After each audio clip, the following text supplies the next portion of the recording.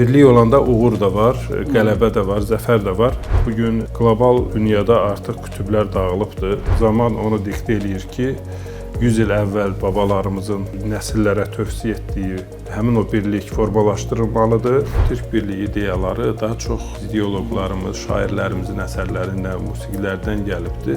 Amma bugün şükürlər olsun ki, bu ideyanın başında dövlətlərin özləri dayanır.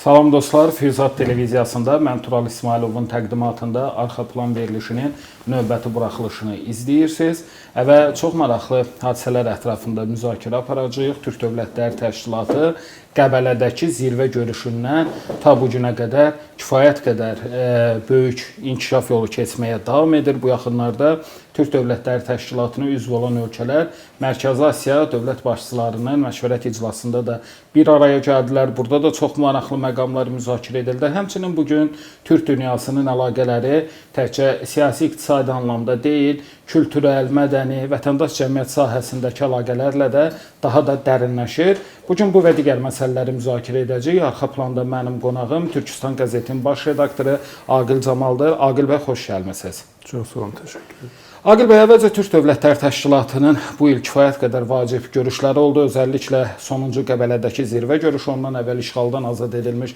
Şuşa şəhərində bilirsiniz ki, TDT dövlət başçılarının qeyri-rəsmi zirvə görüşü oldu. Bütün bu görüşləri TDT-nin inkişafı baxımından necə dəyərləndirirsiniz? Yeni dövrdə, yəni əvvəl bir Türk dövləti vardı, Türkiyə, amma son 30 ildə və biraz daha artıq bir imperiyanın çökməsi ilə müstəqilliklərini ya qazanan və yaxud da Azərbaycan kimi bərpa edən Türk dövlətləri ilə bağlı bugün artıq mənzərə tamam başqadır və elə ötən 30 ildə keçilən yol da bugün çox dinamik bir xarakter alıbdır. Elə sizin girişdə bir neçə tədbiri qeyd eləməyiniz və bunlar arasındakı sıxlığa biz baxsaq, hələ bunlar Azərbaycanda olan tədbirlərdir. İl ərzində demək olar ki, Türk dövlət başçıları ən müxtəlif formatlarda bir arada olurlar. Bu baxımdan 90-cı illərin düzdür əvvəllərində bir proses başlamışdı, amma sonradan müəyyən səbəblərdən siyasi və digər qarşılıqlı münasibətlərdə ortaya çıxan bəzi məsələlərlə bağlı bu məsələ deyək ki, Türk dövlətləri arasında inteqrasiya gözlənilən, istənilən tempdə davam etmirdi. Amma demək olar ki, həqiqətən şəxsiyyətlərin rolu çox önəmlidir. Azərbaycanda, eyni zamanda Türkiyədə də İlham Əliyev, Ərdoğan tandemi bu məsələyə yeni nəfəs verdi və çox gözəl bir hal-hazırda demək olar ki, ansambl yaranıbdır. Həm Azərbaycanda, həm Türkiyədə, həm Özbəkistanda, eyni zamanda Qırğızistan, Türkmənistan, bu ölkələrin başında olan insanlar hal-hazırda bu inteqrasiyaya, bu birliyə həm çox isti yanaşırlar, eyni zamanda da öz töhfələrini verirlər. Əlbəttə ki, bu intensivliyin artmasında bir mənalı şəkildə qeyd edə bilərik ki, Azərbaycanın 44 günlük müharibədə qazandığı zəfərin çox böyük önəmi var. Həm də ona görə ki, burada Azərbaycan bu savaşda Azərbaycanın yanında Türkiyə vardı. Azərbaycan-Türkiyə birliyi sahədə, Anadolu Türkləri demişik, sahədə bir uğur hekayəsi qoyduğuna görə digərləri də baxdılar, gördülər həqiqətən birlik olanda uğur da var, qələbə də var, zəfər də var. Digər bir proses də həmin zamanlarda, yəni 44 günlük müharibədən sonraki bir il sonra da bilirsiniz, Rusiya-Ukrayna arasında davam edən və bugün də davam edən müharibə də istər-istəməz Orta Asiya Türk dövlətlərinin bir qədər müstəqil siyasət həyata keçirməsinə və yaxud da gələcəklə bağlı müəyyən arayışlarda olmasına zəmin yaratdı. Çünki baxsaq, bugün qlobal dünyada artıq qütblər dağılıbdır. Nə şərq bloku kimi qalmayıb, nə qərb bloku kimi qalmayıb. Belə bir vəziyyətdə təhlükəsizlik arxitekturaların hər hansısa birində yer almaq var. Amma bu yer hal-hazırda dediyimiz kimi stabil olan bir blok yoxdur ki, ya Azərbaycan olsun, ya digərləri. Belə bir şəraitdə artıq zaman onu diktə eləyir ki, 100 il əvvəl babalarımızın nəsillərə tövsiyə etdiyi həmin o birlik formalaşdırılmalıdır. Bu birlik əlbəttə kiməsə qarşı yox, özünü müdafiə xarakterli olmalıdır. Zamanın çağırışlarına cavab verən, müasir texnologiya, informasiya əsrinin çağırışları ilə ayaqlaşan, istər silah sənayesi olsun, istər digər mütərəqqi inkişaf çağırışları ilə birlikdə bu birlik formalaşıb irəli getməlidir. Bu baxımdan hal-hazırda Qəbələ sonuncu zirvəsini xatırlatdınız. Burada da artıq bir qədər də irəliyə gedən vəzifələr qarşıya qoyuldu. Hətta Azərbaycan prezidenti növbəti ildə 2026-cı ildə Türk dövlətlərinin hərbi təlimlərinin Azərbaycanda keçirilməsini təşəbbüsünü irəli sürdü. Mən düşünürəm ki, bu yalnız təşəbbüs, təklif deyildi. Bunun arxasında artıq əvvəlcədən bir praktik hazırlıq var idi. Biz həmin günü də çox belə deyək də məmnuniyyətlə gözləyirik. Demək olar ki, yəni bu intensivlikdə davam eləyir proses. Aqil müəllim, siz Azərbaycan-Türkiyə münasibətlərini vurğuladınız və bütövlükdə Şuşa bəyannaməsi təkcə Azərbaycan-Türkiyə əlaqələri yox, bütövlükdə Türk Dövlətləri Təşkilatına sanki yeni bir nəfəs gətirdi. Razılaşırsınızmı? Əlbəttə, o Şuşa bəyannaməsi artıq qazanılmış zəfərin bir belə deyək də səlnamə üzərinə köçülmüş, sənədləşdirilmiş bir halıdır ki, və bu gələcəyə yönəlik, bundan sonraki qarantor bir sənəd idi. Artıq mən hesab edirəm ki, Şuşa bəyannaməsi düzdür bir təməl rolunu oynadı. Amma artıq Şuşa bəyannaməsinin özündə əks etdirən müddəaların daha geniş formata tətbiq olunması dövrü artıq başlayıbdır. Bu da, bax, bir məsələni nəzərinizə çatdırım. Hal-hazırda hərbi sahədə, düzdür, biz Şuşa bəyannaməsinə ən müxtəlif sahələri əhatə eləyən məsələlər var. Amma nədənsə biz daha çox fokuslanırıq onun o hərbi və yaxud da müdafiə, birgə müdafiə məsələləri ilə bağlı deyək ki, müddəalarına. Bu da təbii normaldır. Amma indi artıq bu format iki ölkədən də çıxaraq, istər Azərbaycan, Qazaxıstan, Türkiyə, istər Azərbaycan, Özbəkistan, Türkiyə kimi hərbi müəyyən təlimlərin keçirilməsi və yaxud da Türkiyənin əldə etdiyi silah sənayesində əldə etdiyi uğurların həmin ölkələrdə də tətbiq olunması, müəssisələrin açılması kimi örnəklər var. Bu da sonuçta demək olar ki, Şuşa bəyannaməsinin artıq gözlənilə bilər ki, gələcəkdə analoji bir nümunəsinin daha geniş planda qəbuluna gətirib çıxara bilər.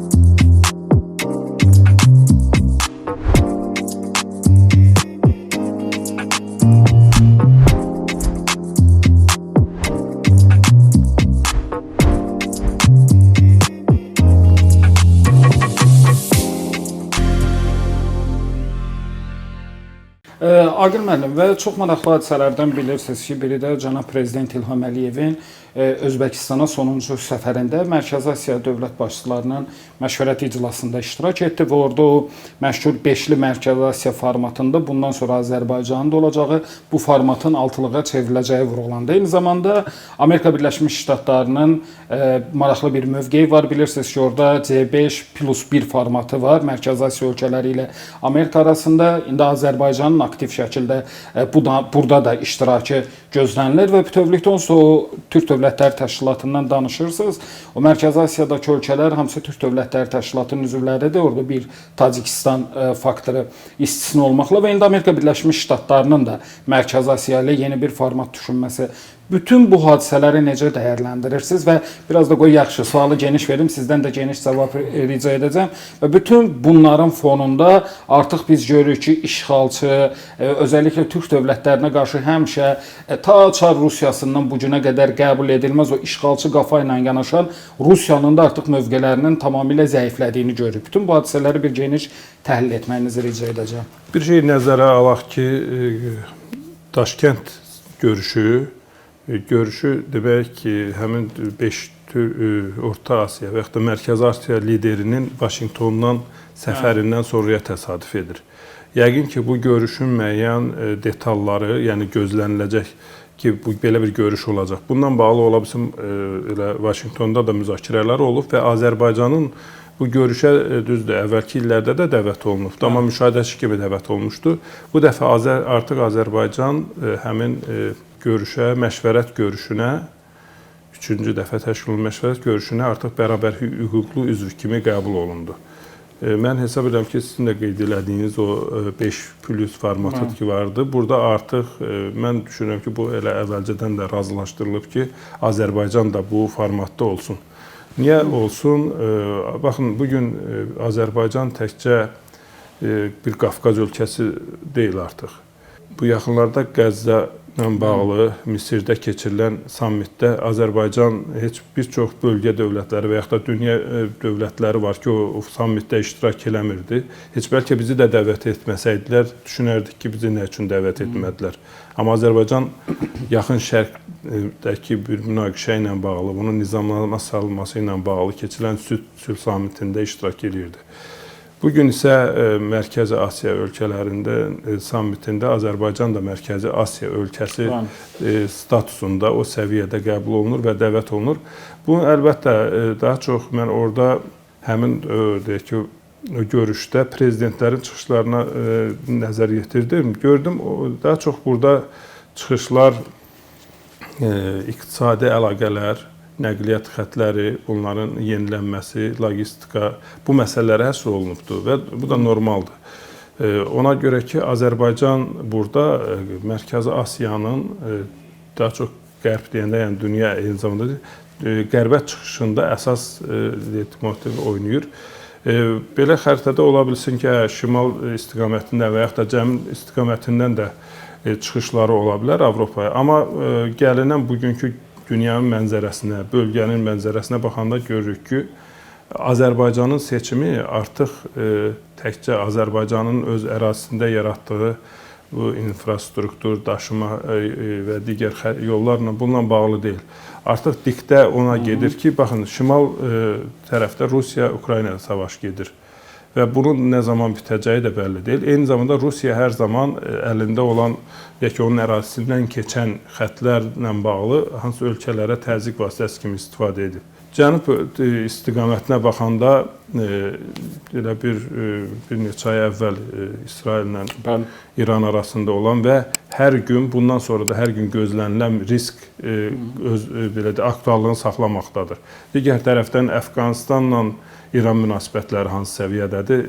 2 gündən bir sərhədçilər arasında toqquşmalar baş verir.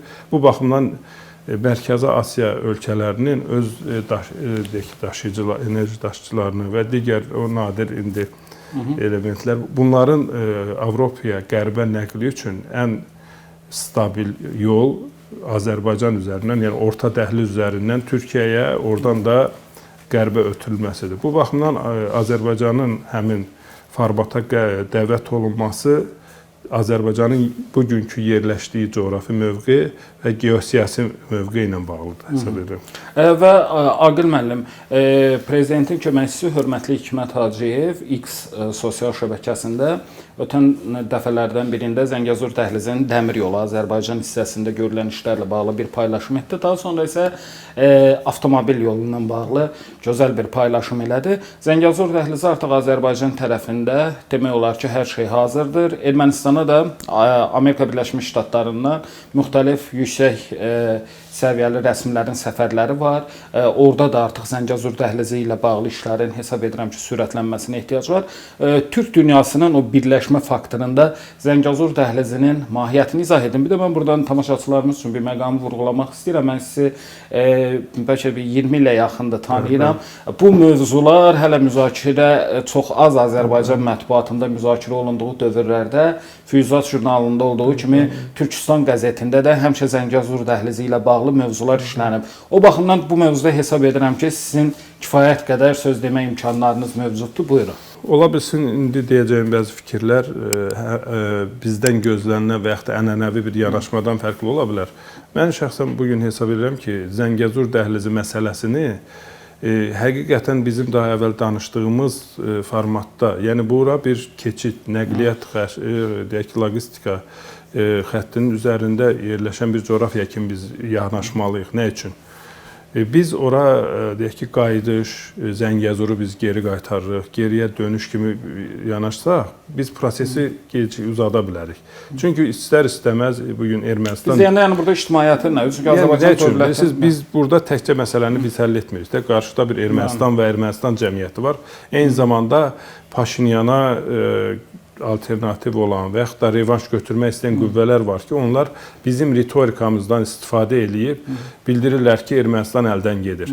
Biz isə bildirməliyik ki, biz gəlib orada istər Qərbi Azərbaycana qayıdan zaman, qayıdış prosesində gəlib sizi oradan qovub, orada dövlət qurmaq istəmirik. Zaten Azərbaycan dövlət başçısının bu barədə mövqeyi var. Ümumiyyətlə, yəni bu təkcə dövlət yox, eyni zamanda hesab edirəm ki, media və qeyri-ictimai rəydə də belə olmalıdır ki, çünki biz görürük ki, son dövrlər bəlkə də siz də hiss edirsiniz ki, Ermənistan ictimai rəyində bir baş qaldırma meyilləri var. Təzədən hansısa xəritələr paylaşır. Çox da maraqlıdır ki, bunların bir çoxu gəlir Azərbaycan segmentində görünür. Yəni, bəlkə də bunu hansısa bir reklamla eləyirlər, hansısa bir formada eləyirlər. Yəni, onların belə bir qorxusu var. Ona görə biz daha çox diqqəti deyək ki, nəqliyyat sahəsinə, iqtisadi əməkdaşlıq bu sahəyə yönəltsək, bizə nə lazımdır? Bizə lazımdır ki, həmin xəttlər açılsın. Ermənistan üzərindən Naxçıvana, Türkiyəyə çıxış biz əldə eləyək. Ondan sonra artıq ki, bu mexanizm işə düşdü və Ermənistan da özünə burada hansısa bir formada razılaşdırmış şəkildə bir rejim qurdu, hansı rejimdən söhbət edir, yəni sərhəd rejimi, gömrük falan qurdu. Ondan sonra artıq onun geriyə dönüşü olmayacaqdır. Bir ölkəyə səmərə gəlirsə və burada da beynəlxalq qarantorlar varsa, xüsusən də Amerika burada qarantor rolunda iştirak edirsə, artıq Ermənistanda hakimiyyətə sabah kiminsə gəlməyi onu poza bilməyəcək. Amma biz indiki vaxtda bu dediyimiz o ideoloji ağırlıqlı ritorika ilə o prosesi ən azı ləngidə bilərik. Məsələn, orada görüləsi bir çox işlər var. O işlərin tempini ləngidə bilərik. Məsələn, Paşinyan gözləyə bilər ki, seçki olsun, seçkidə daha bir dəfə mandat alsın, ondan sonra bir işlərə başlasın. Amma siz də qeyd elədiniz kimi, son günlərdə də Amerikadan da bölgəyə intensiv səfərlər var. Həmin o xəttin maliyyələşdirilməsi ilə və gələn ilin əvvəlindən artıq praktik işə keçməsi ilə bağlı təkliflər var. Buna görə də biz də əsas fikrimizi yönəltməliyik ki, Zəngəzur dəhlizi bizim üçün Azərbaycanın bir hissəsindən digər hissəsinə keçidi təmin eləyəcək. Eyni zamanda Türkiyəyə və bu həm də Azərbaycan üçün deyil, bütövlükdə həm Türk dünyası üçün, həm də elə Çin üçün də, Avropa, Amerika üçün də aktiv şəkildə iştirak eləyəcək bir xətt olacaq. Aqil müəllim, sonuncu sualı ünvanlamaq istəyirəm, verilişimizin vaxtıdır. Bir neçə dəfə əslində biz toxunmuşuq sizlə bu Türk dünyasının birliyində vətəndaş cəmiyyətinin rolu, vətəndaş cəmiyyətinin üstləri və s. Bununla bağlı əslində ayrıca sizinlə bir geniş müzakirəmiz olubdur.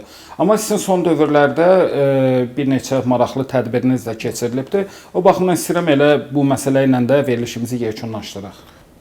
Bilirsiniz, son elə 100 ili götürsək, adətən bu Türk birliyi ideyaları daha çox ayrı-ayrı insanlar tərəfindən, bizim ədiblərimiz, ideoloqlarımız, şairlərimizin əsərlərindən, musiqilərdən gəlibdir və yaxud da ictimai təşkilatlardan gəlib. Amma bugün şükürlər olsun ki, bu ideyanın başında dövlətlərin özləri dayanır. Bu tədbirləri də, bu böyük konferansları da, forumları da dövlətlər özü keçirir və müvafiq qurumlar da var. Məsələn, mədəniyyət sahəsində Türksoydur, elm sahəsində Beynəlxalq Türk Akademiyası ki, Qazaxıstanda yerləşir. Bunlar beynəlxalq təşkilatlardır. Azərbaycanda da Türk Mədəniyyəti və İrsi Fondu var və ən müxtəlif sahələr üzrə elə bir neçə gün əvvəl xüsusi xidmət orqanlarının Xankəndində görüş keçib. Bunlar artıq işlək mexanizmlərdir. Burada indi artıq belə deyək ki, inisiativ olmalıdır qeyri-hökumət və yaxud da vətəndaş cəmiyyətləri sahəsində media və qeyri-hökumət təşkilatları. Elə bu günlərdə yəni keçirilən tədbirlər də bu sahədə, yəni məhz bu məqsədə xidmət edir ki, bir haldakı dövlət qurumları səviyyəsində bu qədər intensiv işbirliyi var, praktik ortada əməl var.